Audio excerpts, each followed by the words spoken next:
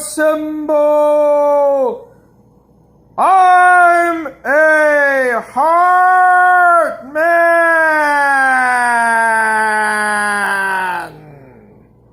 Let's go! Okay. So, I'm back. I'm gonna make sure that this is actually working. So I'm going to talk about the geopolitics of the interwar period. That I kind of feel more professional about it when my face is not getting shown. It draws attention to me as a person, and it draws attention away from the point of what I'm trying to get across. Which is, of course, international geopolitics. So I'm continuing from where I left off about after the First World War. So we live like in the 21st century, and it's very easy to make the assumption that the Second World War was inevitable. And the absolute answer is it was not. The Second World War was not an inevitable outcome in 1939 any more than the First World War was an inevitable outcome in 1914. No one in the early 1920s could have adequately predicted there was going to be another war. But like Eugene Weber has said, it's properly assessed as being correlating with the Second 30 Years' War. So in the 17th century, you have this crisis of the 1600s, and the primary mover of that was the 30 Years' War, which left like 9 million to 30 million people dead. Well, about 15 million dead in the 30 Years' War.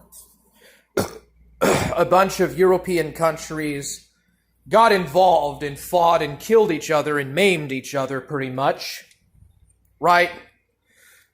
So the second 30 Years' War between 1914 and 1945 is much of the same.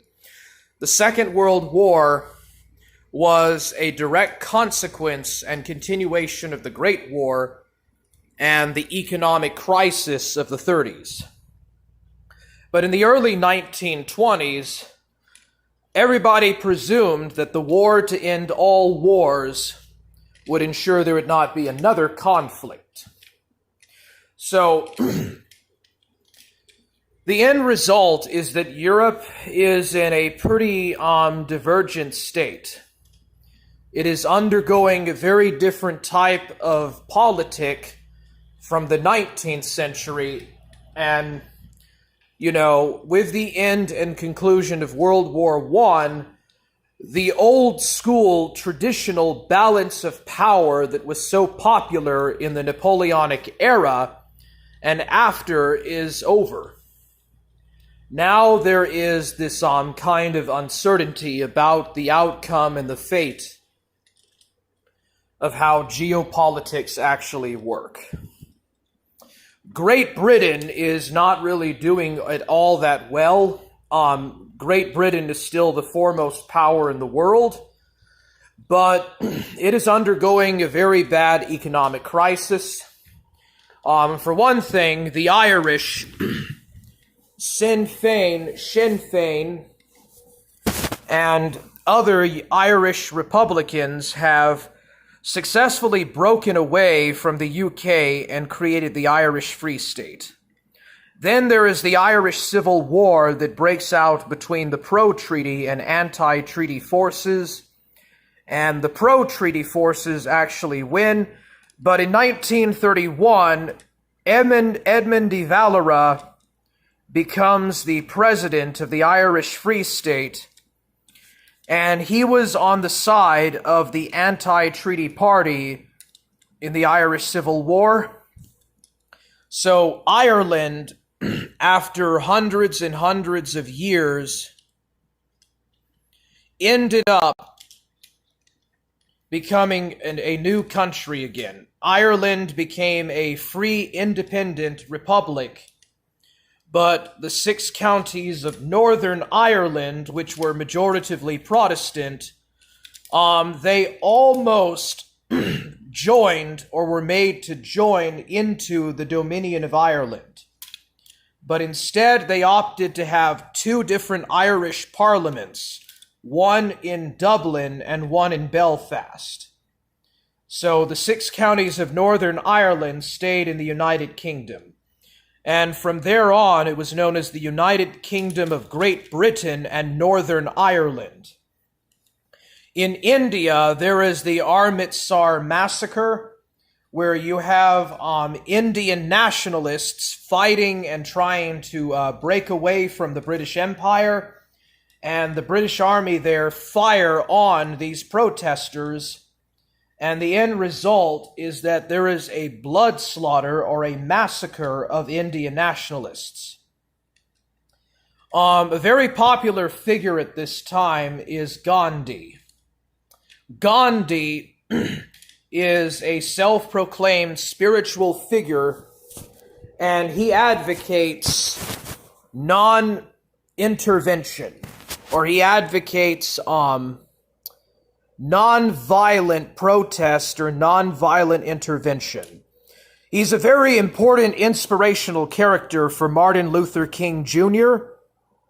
Later on, he leads the Salt Riots in the late 20s and early 30s against British rule, and as a result of Gandhi's tremendous influence. For one thing, Gandhi went to South Africa when it was first starting to go under the system of apartheid. And he actually witnessed the discrimination and kind of the intolerance towards blacks or the natives, and kind of the white rule and apartheid system.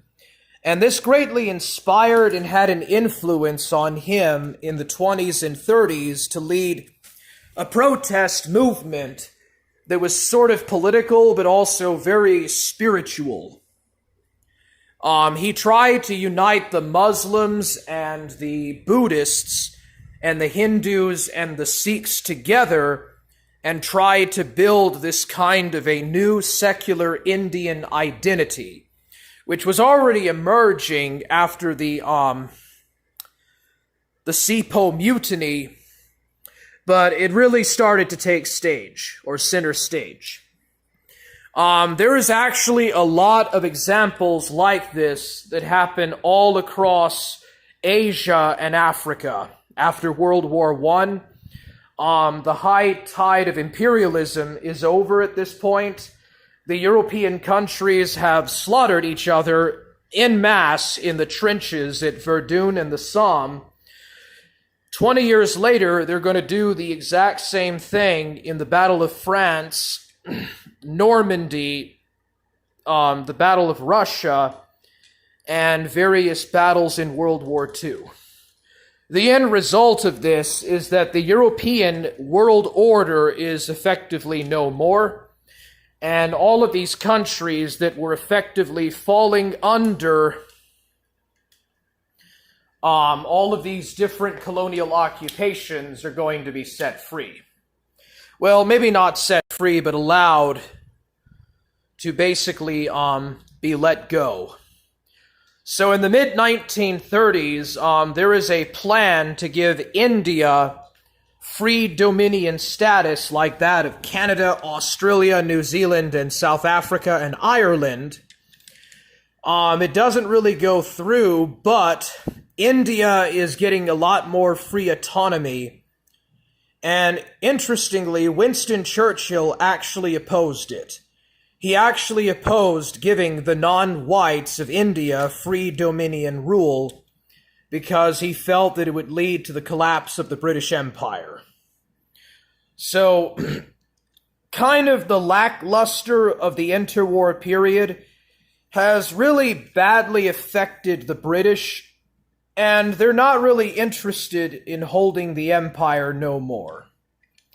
So all throughout the 20s and 30s, there is this great nostalgia for the empire and the greatness of the British Empire, but there's also a very lackluster in trying to really hold it together anymore.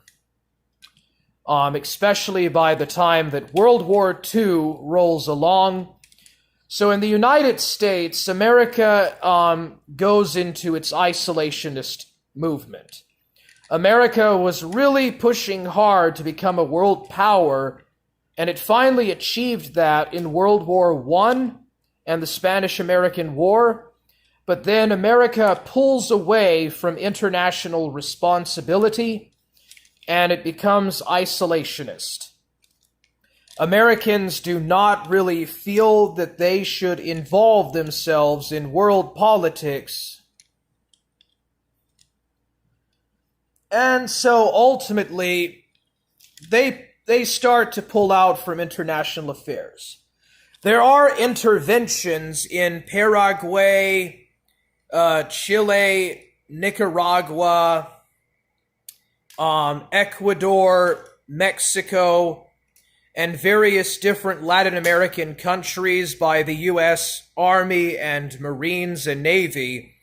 And these are usually referred to as the Banana Wars. The Banana Wars were very common. They happened around 1897 to 1934. Most of the interventions is done against the Republic of Haiti and the Dominican Republic to try to put down any kind of anti-American or unstable forces in those regions, and basically try to install a democracy. But eventually America does really pull out of politics. Now, the Roaring Twenties, during the Roaring Twenties, America finally does actually take over as the primary economic power. But in 1929, this kind of American order breaks down. And the reason why is because of the Wall Street crash and the Great Depression. And this leads to a major crisis in market economics. Americans begin to have an enormous amount of doubt about free market, and there's a lot of push that favors government intervention in the economy, and kind of, this idea of abandoning the Victorian, Edwardian idea about letting business or free enterprise do as it wishes, and to try to set up corporations that can run and manage things better, have complete control of the banks so that they don't default, have bank holidays set up, and create a bunch of different projects to help people have a job so they can feed themselves. So what you have with the coming of Franklin Delano Roosevelt and the New Deal is this kind of idea of the social gospel and progressivism. So the Democratic Party has a lot of influence in the country. Roosevelt is the only president to get reelected 4 times in office. So America pulls itself by the straps of its boots through the Great Depression. The West Coast, like California, Oregon, Washington, some parts of New England, do fairly well during the Great Depression. There's new aeronautics and automobile industries that rise up, sort of these new electronic sort of radio, early forms of television, radio, transmission signals, electronics, automobiles, aerospace planes, and so forth, that all come along and they help to revitalize and rebuild the declining coal and iron industries and stuff that really hit rock bottom. Another thing, too, that happens is that the trade unions gain a lot of power. In Britain and America, the trade unions get a lot of influence and dominance. There is a lot of strikes that take place with the working class, the workers and stuff. They go on dock strikes, coal strikes, a bunch of different strikes, and as a result, the presidency forces the businessmen to accept unionization. So probably for the first real time ever in American history, trade unions have a lot of influence in politics. The trade unions and banking cartels and sort of this kind of government control really does take over. And the working classes get a lot of more rights and stuff. The Techno Union, what you been talking to Shaggy about Star Wars? LOK. No, Shaggy thinks I'm a pedophile and he wants to fucking kill me, dude. He's a fucking insane idiot. I don't have any interactions with that guy. He thinks I flagged his channel. I haven't done nothing to him, bro. I don't pay him any attention. Well, anyways, there's a lot more influence of trade unionism. Oh, okay. Yeah, I was talking to him about Star Wars. Shit, man. Dude, Star Wars is so woke and dominated by all of this influence of like wokeism and SJWs and all this other stuff. And they're more worried about importing identity politics and feminism than they are with actually trying to build a fantasy world, dude, for people to enjoy. And they're indoctrinating children into that. Forge Gang!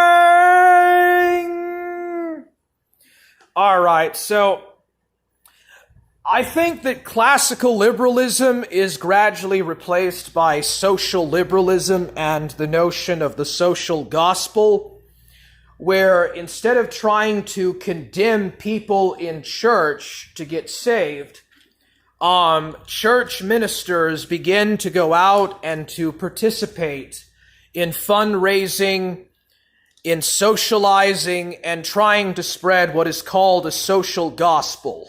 So, there is a bit of a religious reawakening in the 1920s and 1930s in America and in Britain.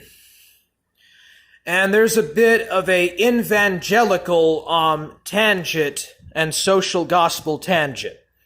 But eventually that's replaced in turn with the more secular New Deal, trade unionism, and kind of the build-up of a lot of rights for the working class and stuff like that. Now in Europe, things are not really doing very good. The Europeans have been very heavily weakened and disorientated, and the end result is that, for one thing, there's a revolution in Russia and a civil war that leads to the triumph of communism or state socialism in Russia. And so with the advent of Joseph Stalin, Joseph Ilyosevich Jugashvili, or Stalin, the Soviet Union undergoes a process of state or one country socialism, socialism for one country. And it begins to build up a very strong state socialist movement, and it adopts a centrally planned economy. Russia cuts itself off from the world trade economic system. It rebels against what it sees as a plutocratic, hostile camp of capitalists, and it adopts a completely different model of society and economy, state-centered economic economy with the 5 years plan. But there's also the Holodomor, in the Soviet Union. You have the Holodomor, in which about 20 to 30 million people die in 1931-32. And the Holodomor happens, and there is also the purges against any kind of perceived right-wing individuals. So the purges take place, and there is a lot of strong influence of basically Stalin murdering and killing any perceived Trotskyites, Narodniks, fascists, Nazis, or anyone that is trying to overthrow the Soviet system in Russia. So you have the Great Purges and the murder and killing of some 5 million or so people, and then 700,000 to about 3 million are sent to the Gulag archipelago, where they work to death, where they're basically worked to death. So the communist socialist utopia turns out to be a very dreadful nightmare, and it's highly dystopian. Now, on the opposite chain of that, we have the rise of fascism. The fascist movement begins with Benito Mussolini, who was a socialist that turned into a nationalist and a patriot. And together with veterans of World War I, he creates the Black Shirts and the Fascist Party and marches on Rome. There's a lot of publicity. There's a lot of mass publicity in Italy about this, and so Mussolini becomes the dictator of Italy. In Germany, there is a lot of defaulting because of hyperinflation, economic meltdown, collapse of the economy, and just a lot of downright chaos because of the Versailles Treaty. Germany loses a lot of land to France and Poland and Belgium.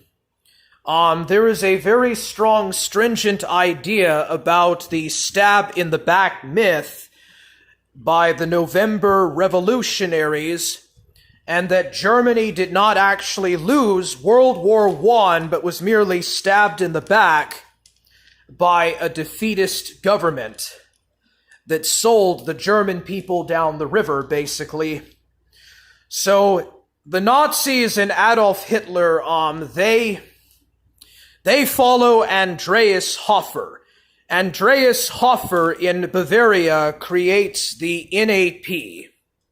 And then Hitler becomes the leader of the NAP and turns it into the NSDAP.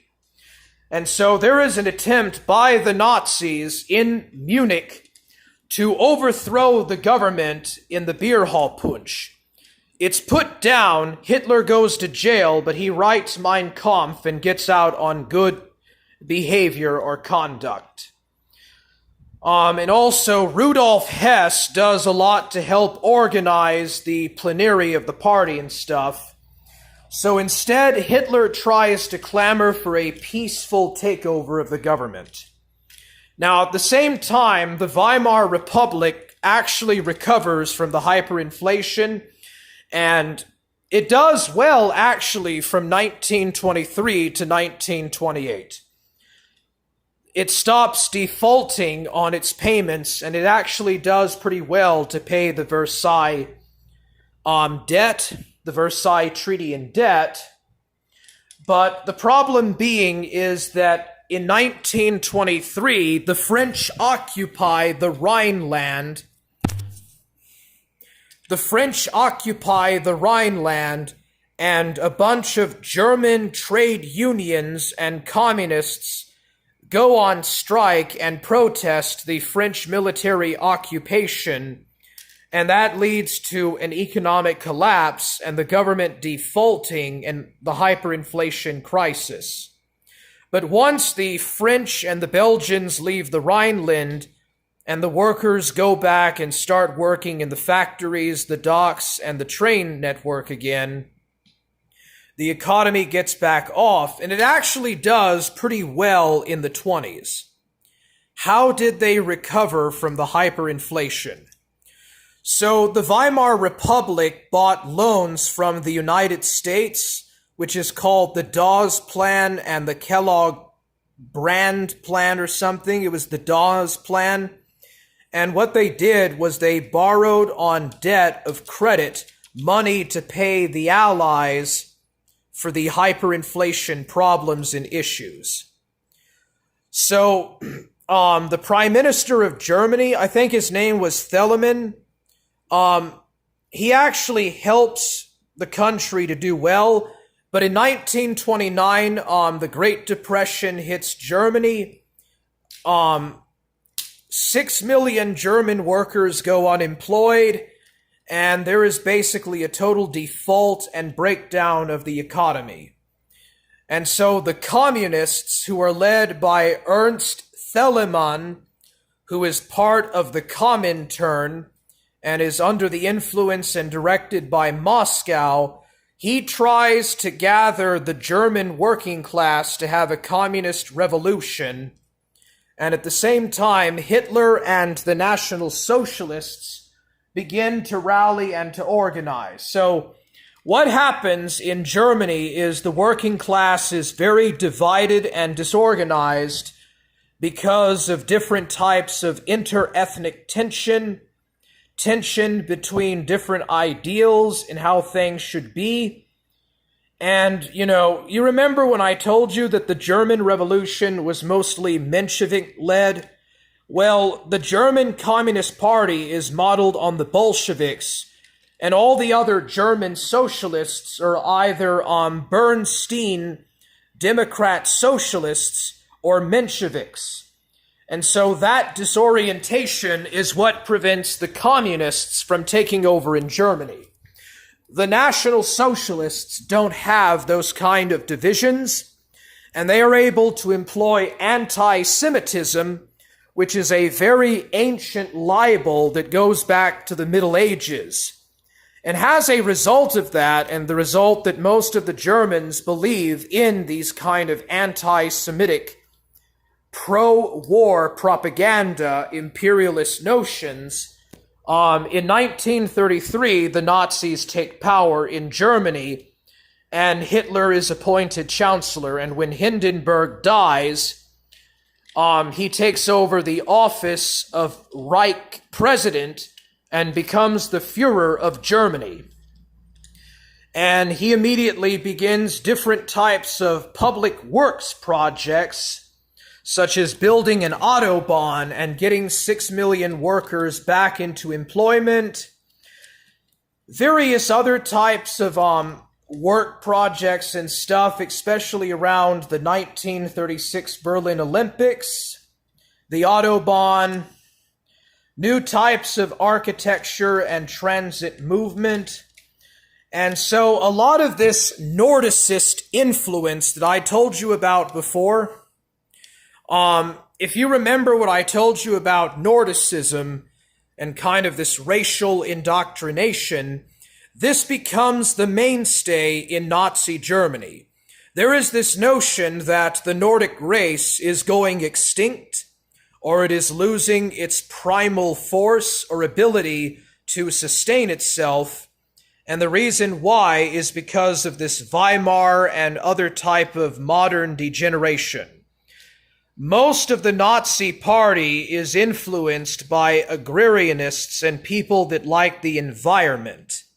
Kind of these people that believe in going back to nature and returning back to this ancient, forlorn Atlantean past, where it will be possible to create and mold a new Aryan race of supermen who will go back to nature and abandon the Industrial Revolution and the bourgeoisie degeneracy, Republican bourgeoisie degeneracy, and look back to this nostalgic ancient past where everything made sense. It's pretty freaking loony. It's loony. But almost immediately they attack the Jews. The Jews are turned into a scapegoat by the Nazis, and they start locking them up into internment camps. And they begin the process of basically stripping the Jews of their rights with the Nuremberg laws and putting millions of Jews, communists, homosexuals, gypsies, disabled people into concentration camps. Now, at first, they only do this to the communists, to the socialists, and to various social democrats, communists, monarchists, and conservatives, and center party people, and Catholics. And then they start to really target pretty much anyone they perceive to be against the regime. Let's all put soft men in camps. Forge, gang, let's go! Yeah, well, anyways, the end result of what is happening here in Germany is the process of what will lead to the Holocaust and to the deaths of millions of people later during the Second World War.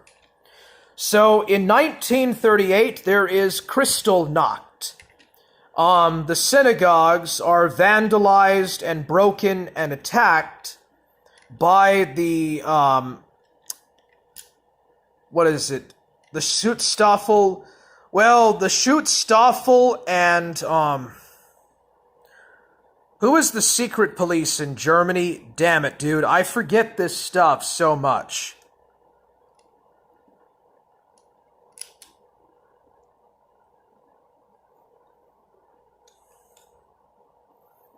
Well, I don't care. Dang it, dude. Well, I don't care. So anyways, the German secret police attack and burn down synagogues, and they throw rocks in windows, and they break the windows, which is why it's called the Night of the Broken Glass. And they vandalize and destroy a bunch of synagogues and Jewish buildings and stuff. And that's when most of the Jews in Germany are locked up into concentration camps. But anyways, I'm getting ahead of myself. So in Spain, there is the Spanish Civil War, which happens because the King of Spain is overthrown, and there's a Spanish Republic that is set up. So it's a democratic, secular, presidential republic. But the problem is that Spain does not really have much of a modern integrated economy. Spain is a very poor country that has been going through like a lot of different government changes, government overthrows, problems with the cabinet overthrows, presidential and king removals, and so forth. And so the Second Spanish Republic is not very stable, but the Soviet Union does lend support to the Spanish Republic. And there is this thing called the Colonials Coup, or the Generals Coup, that breaks out in Morocco that leads to the Spanish Civil War. So the Carlists, the Francoists, the Falange, and other types of monarchists and supporters fight on the side of the nationalists. On the other side, you have the communists, the Trotskyists, Spanish Republicans, social democrats, and various anarchist factions. So, in Barcelona, there is an anarchist faction that comes to power, and they try to build a completely free anarchist society where there is no private property, there is no landlords of any type, and everything is freely distributed and given to the peasants. And the peasants have full control, there's no private property. And very quickly, the communists actually destroyed these types of syndicalist communes in southern Spain.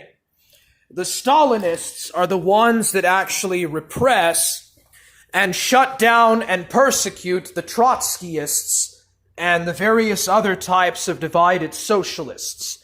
And they actually try to initiate a system of Stalinist purges against other Republicans.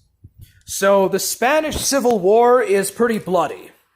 Almost 1 million Spaniards die, and there is a lot of destruction and stuff in the Basque Country, as well as in Barcelona and Leon, and just a lot of destruction and stuff. But the nationalist Francoists are much better organized, and they're able to take over the hinterland of Spain very quickly. They take over all the different parts of Spain, and the Republicans fall back to Madrid and to the central and southern part of Spain. But eventually they lose all of the main inland parts of Spain, and they end up retreating to the coastline, and then they go into exile, and Franco comes into power as a total dictator. So Francisco Franco is actually a monarchist, and he is a very strong centralist dictator. He basically sets up a junta in Spain and creates a one-man, one-party, hard-man state. He also revitalizes and brings a revival of Catholicism into Spain. The Second Spanish Republic made a lot of anti-clerical moves and laws and stuff against the Catholic Church. The Catholic Church lost a lot of public land that was taken away. A lot of the landlords and kind of the feudal nobility also lost a lot as well. So Franco restores a lot of the land to the Catholic Church, to the different clergy and monasteries or monastic orders, as well as to the feudal landlords. So the landlords become the backbone of Franco's regime, as well as the military and the Moors, or the Moroccans, who support him. And Spain basically begins to go through a long process of recovery. So China is going through a very big, difficult crisis. In 1920, the Chinese Communist Party is set up, and very quickly it falls under the influence of Mao Zedong. Mao Zedong leads an agrarian communal movement in the Shandong province around Canton, Shandong, and Guangzhou and Fujian, and there is an attempt to create a Chinese Soviet Republic in southern and central China. China was going through the warlord period. So China was going through a very brutal warlord period, and the Kuomintang did the Northern Expedition, which was basically sort of the nationalist Long March, and they took out all of the warlords and brought China back under some form of a centered government control. But in 1927, there's a major purge by the nationalists against the communists, and there's a major massacre and put down of the communists. And then Mao Zedong and these other agrarian communal people, they try to set up the Chinese Soviet Republic. It gets off and it gets on pretty well. And then there is an encirclement campaign by the nationalists. And as a result, Mao Zedong and the Chinese People's and Peasants' Labor Army, the Chinese Red Army, perform the Long March all the way up to Yan'an. And they basically stay in exile in Yan'an for a very long time. The Ninth Route Army by Chow En-lai is set up, and they fight the Japanese. So in 1931, the real crucible of the Second World War breaks out when Imperial Japan stages a railroad explosion on the Chinese Railroad or the Northern Chinese Railroad in Manchuria. And as a result, the Kwantung Army invades and takes over Manchuria and turns it into the state of Manchukuo. The last Qing dynasty emperor becomes the emperor of Manchukuo. And this is a big movement of celebration for the Japanese. And they also bomb and attack Shanghai in 1932. But the real outcome is in 1937, the Japanese invade the Republic of China, and the Second Sino-Japanese War breaks out. And there's a bunch of great battles and stuff. But one of the more horrific, atrocious acts is the rape of Nan King. So in 1937, the Chinese nationalists are fighting and trying to defend Nan King, and they put up a very long and successful siege, but the Japanese win out, and once the Japanese take over, they literally rape like 1,000,000-something women and murder them in cold blood. So 700,000 Chinese are murdered and killed and are buried in mass hollowed out graves, and they throw babies on bayonets. There's actually this article in some Japanese newspaper from the time where it shows this competition of how many babies or young children that you can throw on bayonets. And there's this big competition held for that. So 700,000 Chinese are killed and raped at Nanking. Even the German council is actually horrified about this. But anyways, that's kind of really the state of the world in the interwar period. There is a lot of progress in technology and the field of science and the arts all throughout this period. New different types of animation techniques, techniques in regards to making movies, the way that cinema and the novel or the light novel is made, is produced. The first real comic books actually appear in mass, and you have the beginning of the DC Golden Age and the Marvel Golden Age. The Golden Age of comic books that happens. Hollywood really finally takes over, has the dominant mecca of cinema in the entire world, and American movies have a very huge influence on moviegoers and audiences.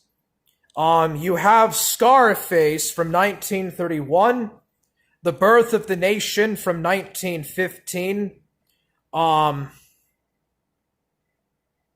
All Quiet on the Western Front from 1928. There is Gone with the Wind in 1939, The Wizard of Oz, 1939, Snow White and the Seven Dwarves.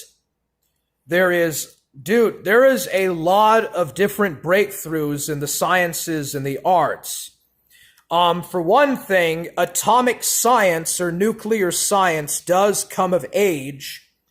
Uranium was discovered at the turn of the century, and there is a lot of scientific breakthrough and development around atomic science and stuff during the Second World War that will lead to the creation of the atomic bomb. Jay Danks got real quiet, typical. Bro, did you see what Nan King was wearing, though? Well, I mean, the Chinese back then weren't exactly known for their fashion styles, first last. totally asking for it. Well, 95% of Chinese were peasants that did not even own their land, that basically lived under a semi-feudal system with their landlords. So they basically wore Chinese Republican types of, like, a mixture of Western and Qing dynasty clothing. And then the communists had their own type of Maoist fashion that they developed from the Chinese Soviet Republic through the Maoist era up until China opened up in the 70s with Deng Xiaoping. So anyways, there is a lot of social calamity and a lot of mass hysteria in the interwar period.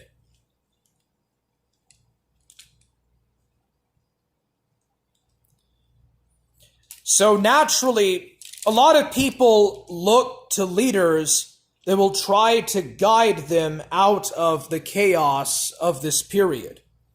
And the natural result is that Emperor Hirohito, Tojo, Hideki Tojo, Adolf Hitler, Francisco Franco, Admiral Horthy, Joseph Stalin, Vladimir Lenin, Mannerheim in Finland,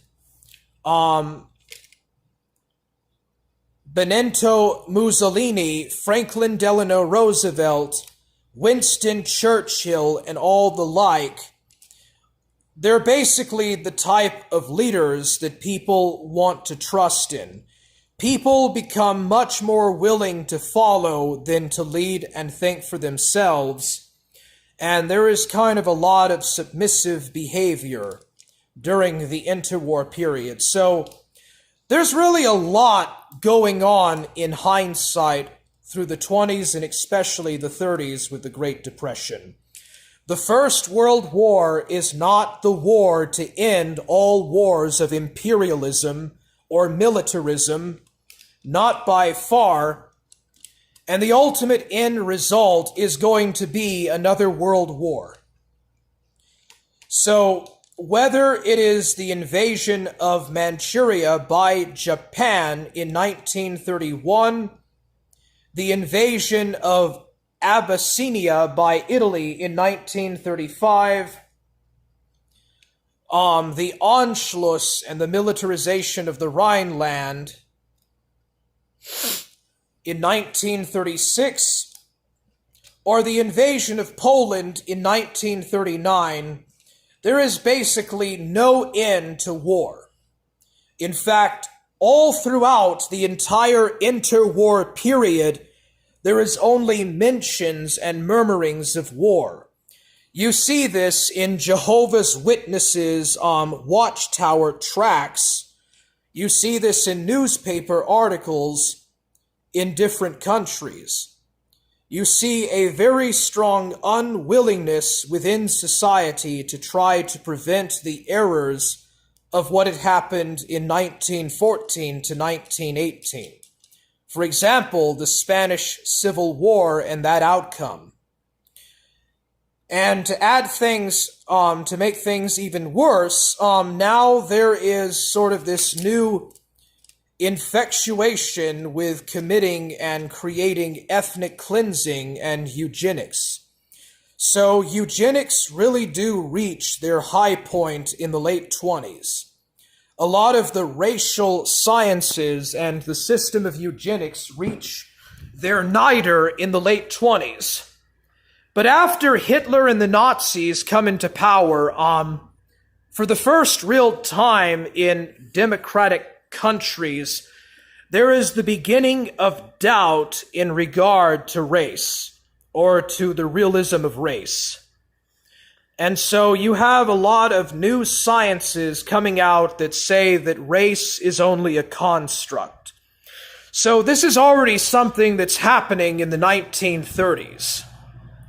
This new idea of Bogdosian kind of new sciences and stuff that say that there is no such thing as race, there's really no such thing as gender, These things are really coming to light at the end of the 30s, right as the Second World War is about to break out. So I guess really the highlight of this period is the 1936 Berlin Olympics in Nazi Germany. Think about the stadium, the giant imposing stadium, like that of ancient Greece and ancient Rome. All of these different nations competing and fighting in different types of sports. There is a very huge love and interest in mass sports, mass feats, and all of these different types of heroic ventures and stuff. The first man to fly to the South Pole, the first man to cross the Atlantic or fly across the Pacific, the first man to climb Mount Everest, the first man to win a major tournament in all these different leagues of competition. I've seen those Nazi Olympics, bro. It's crazy. Yeah, I know. I mean, it's a perfect example of what the 20th century was. Mass society. Society of the mass populace being engaged in mass public ventures. Nazi Germany is the perfect example of this type of technocracy or technocratic postmodern system that takes over, bro. Swastikas everywhere. Ja. Gemol, ja. Well, did you know that Hitler was made the Man of the Year in Life magazine in 1939? That's actually true. Adolf Hitler was literally made the Man of the Year in 1938. 1 year before the Second World War broke out. So the unfortunate thing is that there is a lot of interest in Nazism and communism. Henry Ford thought that Germany had a great leader in Adolf Hitler. Like Henry Ford and many American businessmen lended support and money and funding to the rearmament of Germany, which I always found so weird. Like, people always forget everyone was fine with the Nazis until like 13-9 at the earliest. I know, bro. People always like to imagine they're on the right side of history. Well, after World War II broke out,